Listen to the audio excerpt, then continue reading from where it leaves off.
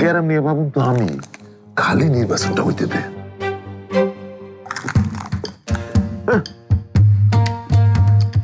তুমি করবা নির্বাচন, আবার সেই নির্বাচন জিতবাও।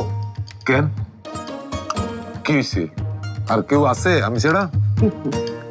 তুমি হইতেছো ঘাটের মরা, এক পাও কব্বরে, আরেক পাও আস্তে আস্তে কব্বরের দিকে যাইতেছে।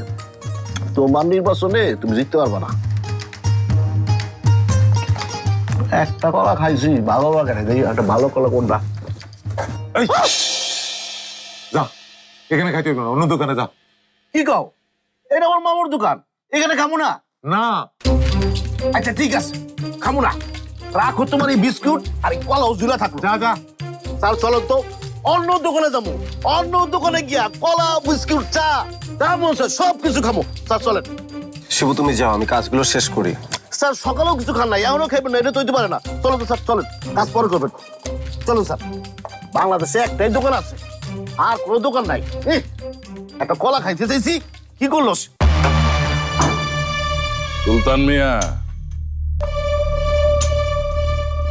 বড় বার বাড়ছে তোমার না? পাঠ তো আমার ছোটবেলা থেকেই বাড়ছে। তা সান মিয়া,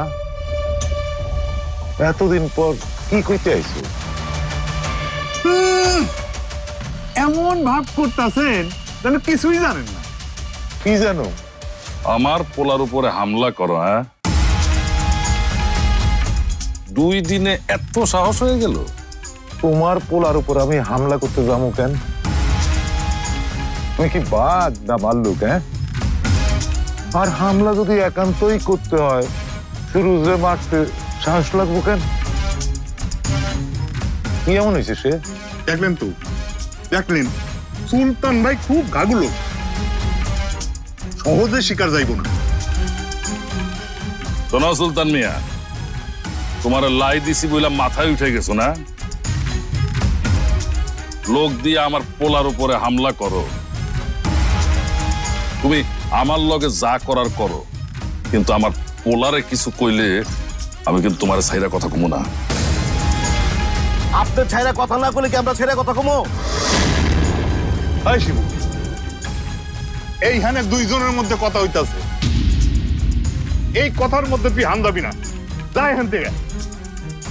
ও বাপ রে বাপ, তা তুমি হান্দাইছো কেন? তান মিয়া তোমার কি লাগে? পিয়ারের দোস্ত, উনি আমার মামু, আমার সামনে তারে যে যা বলে দেবো আর আমি খাড়া খাড়া দেখবো? এত সহজ না। গুন্ডা বাহিনী বানাইছো তাহলে তুমি, না?